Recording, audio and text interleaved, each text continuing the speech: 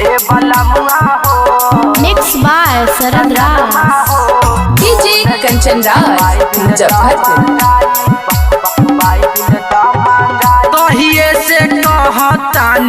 कहिए से कहतानी काहे नइखा सुनत ए बलमुआ हो। ए सजनमा हो सोन डिहरी से बाइबिल दा मंगाई। ए बलमुआ हो सोन डिहरी से बाइबिल दा मंगाई। कहिए से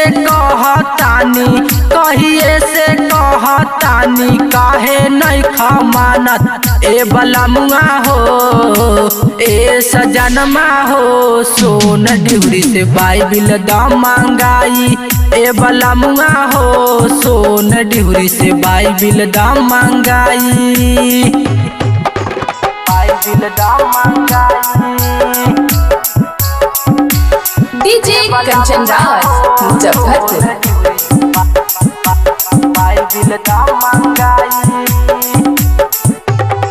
पासटर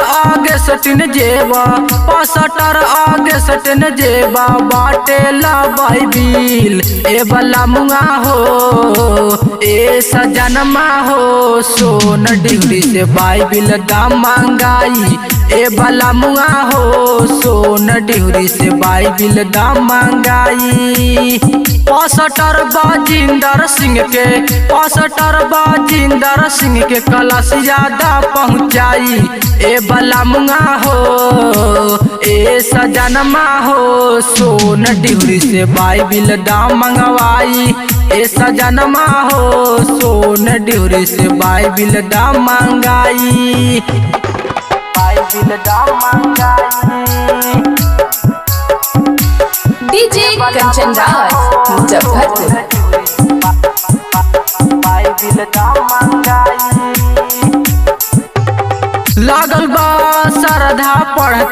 लागल बा सरधा पढ़ती बाइबिल बचान। ए बलमुआ हो ए सजनमा हो सोन डिहरी से बाइबिल दा मंगाई। ए बलमुआ हो सोन डिहरी से बाइबिल दा मंगाई। अंकुर निराला जी से प्रेयर कराबाई। ए बलमुआ हो ए सजनमा हो सोन डिहरी से बाइबिल दा मंगवाई। ए सजनमा हो सोन डिहरी से बाइबिल दा मंगाई।